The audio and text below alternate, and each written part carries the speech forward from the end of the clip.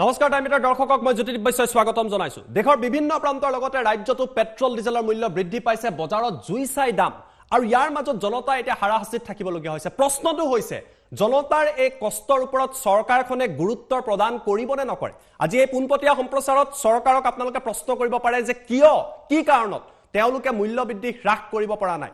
তাৰ লগতে 2012 চনত সেই সময়ত নৰেন্দ্ৰ মোদীয়ে যি কেইটা কথা কৈছিলে 2021 চনত সেই কথা সত্য হিচাপে পৰিগণিত হৈছে। আজি নৰেন্দ্ৰ মোদীৰ 2012 চনৰ কেইটামান মন্তব্য শুনাম, যিকেইটা মন্তব্য শুনিলে আপুনি কল্পনা কৰিব আজি এইবিলাক কথাই হৈ আছে। কিন্তু প্ৰথমতে নৰেন্দ্ৰ মোদীয়ে 2012 চনত কি কৈছিলে গ্ৰাফিক্সৰ সহায়ত আমি আপোনালোকৰ বাবে লৈ আহিবলৈ চেষ্টা কৰিছো। 2012 চনত নৰেন্দ্ৰ মোদীয়ে সমালোচনা কৰিছিলে প্ৰাক্তন প্ৰধানমন্ত্ৰী মনমোহন সিঙক। সেই সময়ত UPAৰ চৰকাৰ আছিলে আৰু নৰেন্দ্ৰ মোদীয়ে তেতিয়া কৈছিলে যে পেট্ৰল ডিজেলৰ মূল্য বৃদ্ধি পোৱাটো চৰকাৰৰ বিফলতা, দৰিদ্ৰ লোকৰ ওপৰত এই মূল্য বৃদ্ধি এক মাধমাৰ। এয়া নৰেন্দ্ৰ মোদীয়ে নিজে কোৱা কথা, আৰু এই কথা তেওঁ 2012 চনত UPA চৰকাৰক তেতিয়াৰ প্ৰধানমন্ত্ৰী মনমোহন সিঙক সমালোচনা কৰি কৈছে যে সংবাদ মাধ্যমে প্ৰধানমন্ত্ৰীৰ বিফলতা উদঙাই দিছে আৰু দি যাব। এয়া প্ৰধানমন্ত্ৰী নহওঁতে নৰেন্দ্ৰ মোদীয়ে 2012 চনত এই কথা উল্লেখ কৰিছিলে, আৰু বহু কেতবোৰ কথা উল্লেখ কৰিছিল। প্ৰথমতে নৰেন্দ্ৰ মোদীয়ে সেই মুহূৰ্তত কি কথা উল্লেখ কৰিছিলে আমি প্ৰথমটো মন্তব্য আপোনালোকক দেখুৱাই লৈছো। कुछ ही घंटों में उन्होंने देश में जिस प्रकार से पेट्रोल के दाम बढ़ा दिए, ये दिल्ली सरकार की शासन चलाने की नाकामयाबी का जीता जागता सबूत है।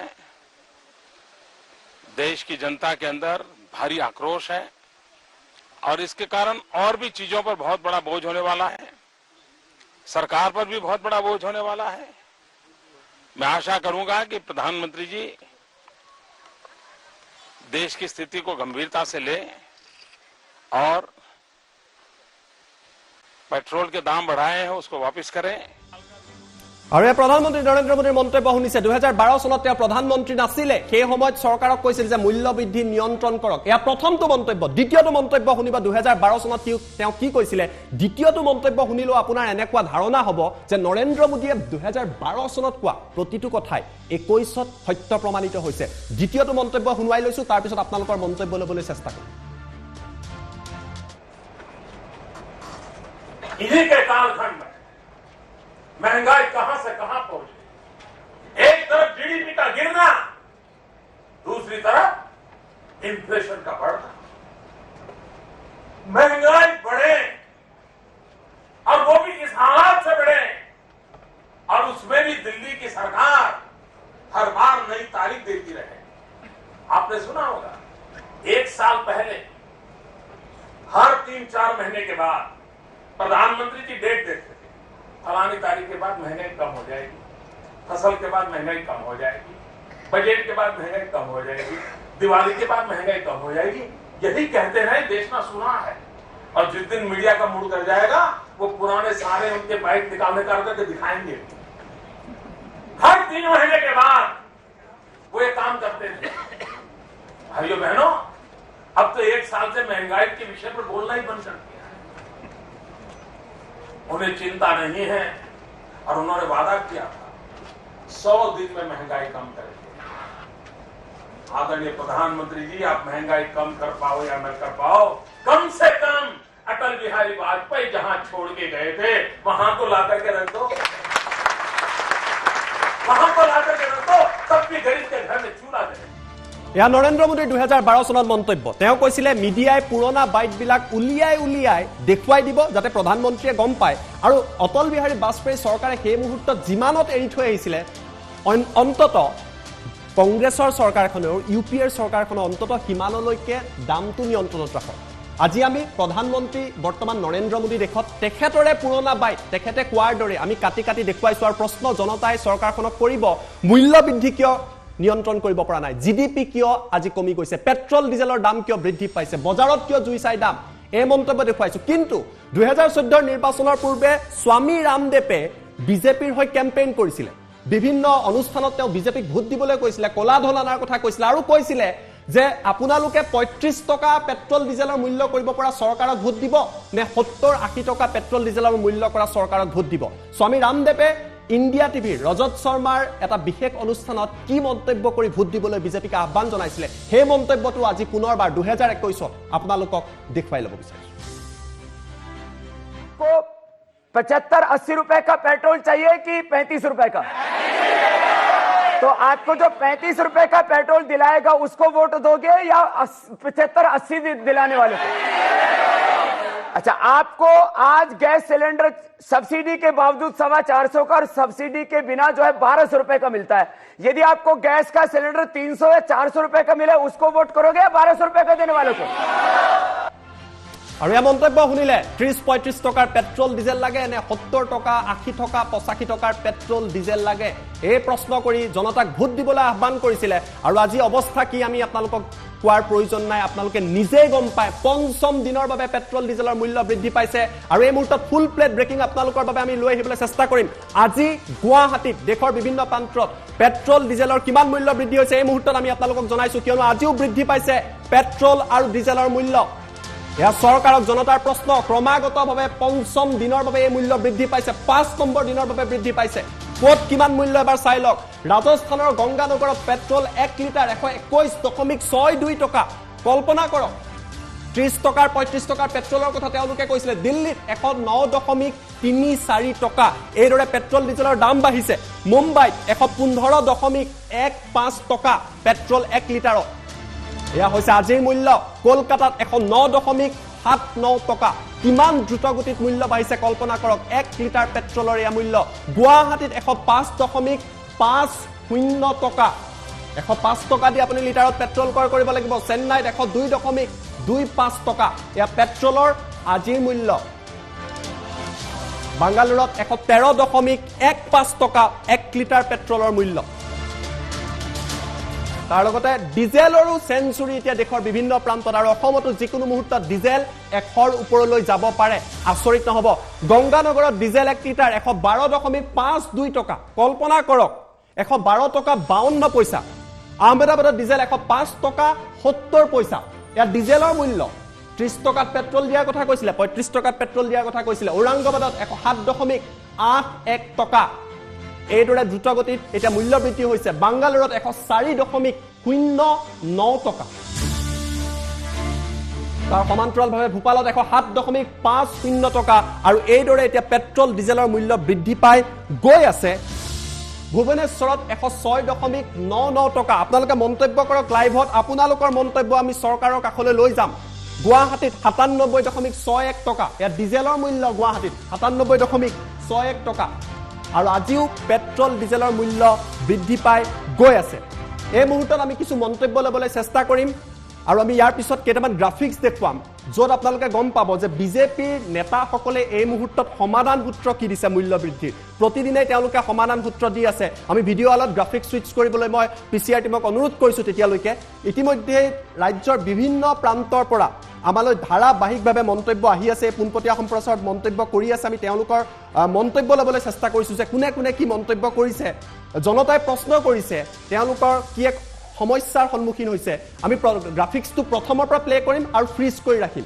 এই মুহূৰ্তত মই সমাধান দিব বিচাৰিছো বিজেপিৰ নেতাই দিয়া সমাধান মূল্য বৃদ্ধিৰ সমাধান দিছে বিজেপিৰ নেতাই কি কি সমাধান দিছে আমি আপোনালোকক জনাম বিজেপিৰ নেতাই অতুল বৰাই সমাধান দিছে মিঠাতেল নাখাব মিঠাতেলৰ দাম বাঢ়িছে কি কৰক জানি লওক মন্তব্য দেখুৱাম বইল খাওক আপোনালোকে তেওঁ নিজেও বোলে মিঠাতেল নাখায় আৰু আপোনাক মোক আহ্বান জনাইছে মিঠাতেল খোৱাৰ প্ৰয়োজন নাই নিয়ন্ত্ৰণ তেওঁলোকে কৰিব নোৱাৰে বইল খাব দিছে ভৱেশ কলিতাৰ উদ্ভাৱন সাইকেল চলাই যাওক তেলৰ দাম বাঢ়িছে সাইকেল চলাওক খুজকাঢ়ি যাওক এখন বাইকত 3 জন উঠক বিজেপিৰ সভাপতিৰ এয়া সলিউশন या বিজেপিৰ জয়ন্ত মল্লবৰাই দুদিন আগতে কৈছে 20-30 বছৰৰ ভুলৰ বাবে এতিয়া দাম বাঢ়িছে অৰ্থাৎ চৰকাৰৰ এতিয়া কৰিবলগীয়া নাই আগতে কৰা ভুলৰ বাবে ৰামেশ্বৰ তেলিয়ে কৈছে ফ্ৰী ভ্যাকচিন আপোনাক মোক দিছে তাৰ বাবে পেট্ৰল ডিজেলৰ মূল্য বৃদ্ধি পাইছে या বিজেপিৰ নেতাৰ আপোনাৰ মোক দিয়া সমাধান মূল্য বৃদ্ধিৰ বাবে এইবিলাক মন্তব্য দেখাৰ পিছত প্ৰশ্ন উত্থাপিত হ'ব অতুল বৰাৰ বাবে মিঠাতেল নাখাব বইল খাব তেওঁ কৈছে ৰামেশ্বৰ তেলিয়ে মন্তব্য কৰিছে ভৱেশ কলিতাই মন্তব্য কৰিছে আমি আটাইকেইটা মন্তব্য দেখুৱাম প্ৰথমতে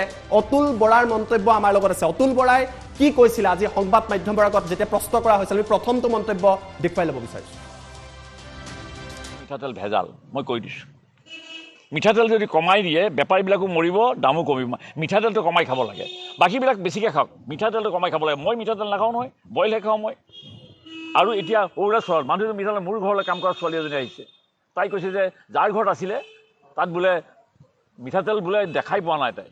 মিঠাতেলৰ 90% মিঠাতেল ভেজাল।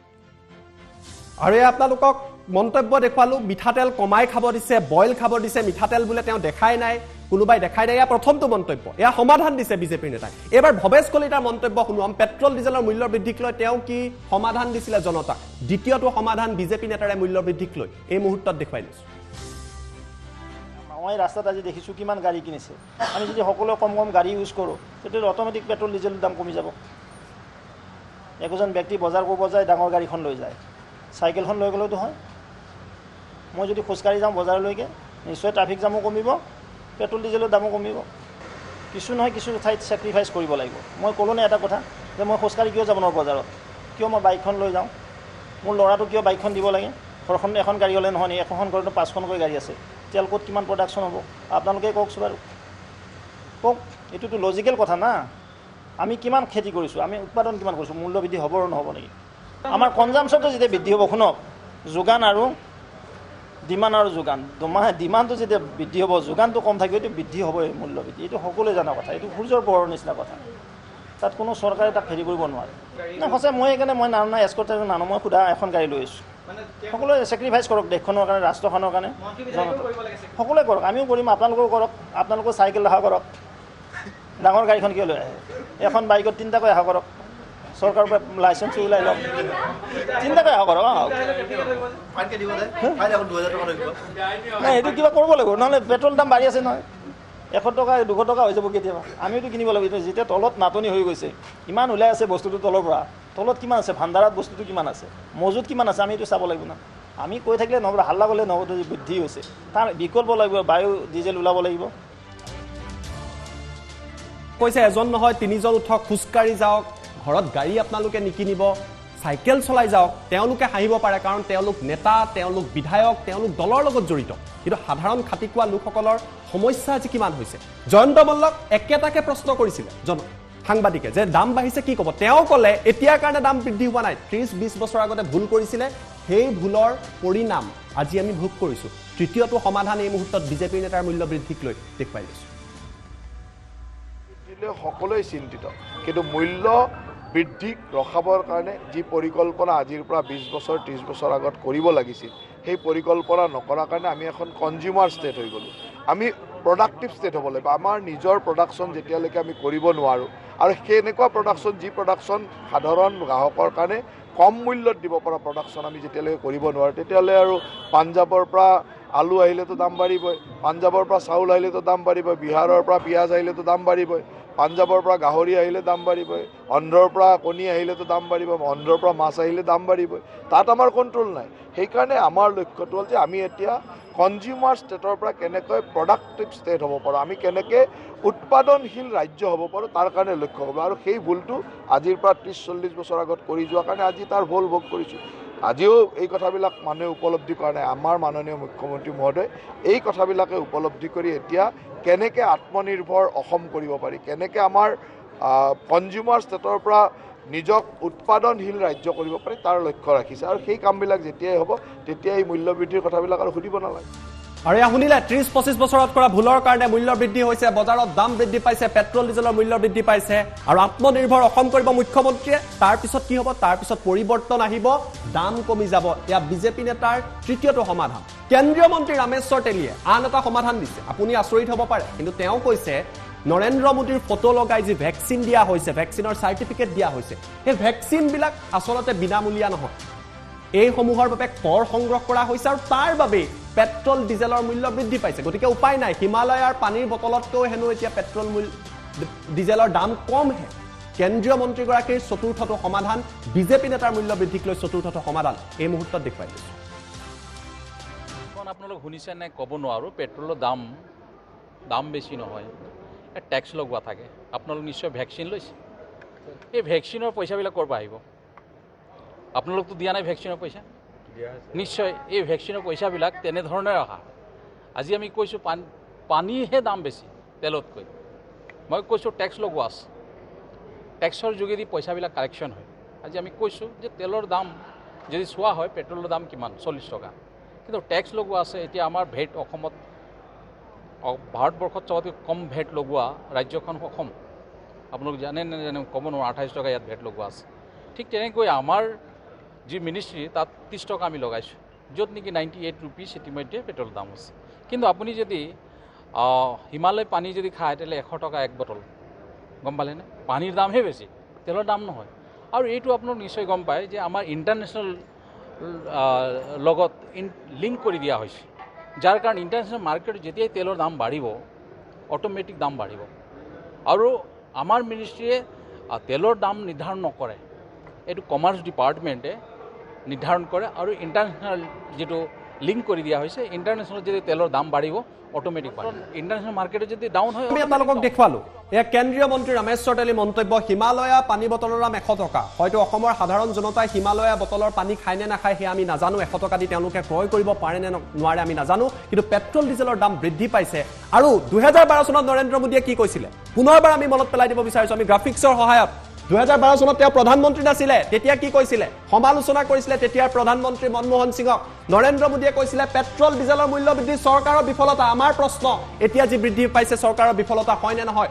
দৰিদ্ৰ লোকৰ ওপৰত ই এক মাধমাৰ। এই মুহূৰ্তত যেতিয়া বৃদ্ধি পাইছে ই মাধমাৰ হয় নে নহয়? 10 বছৰৰ পিছত নৰেন্দ্ৰ মোদীৰ কথা সঁচা হৈছে।